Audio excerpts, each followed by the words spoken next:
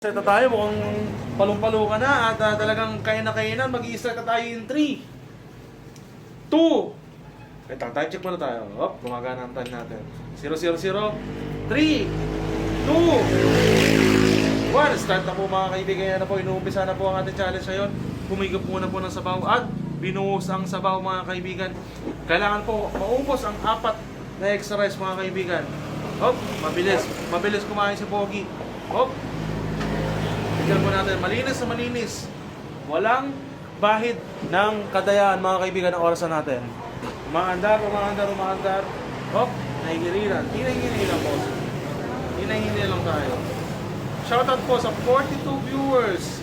Sabi ni Edralyn, kaya mo yan boss. Kaya to boss. Tignan natin, kakayanin. Yan, 40 seconds. Mahaba pa ang oras. 8 minutes and 40 seconds po. Ay, 8 minutes and 3 seconds.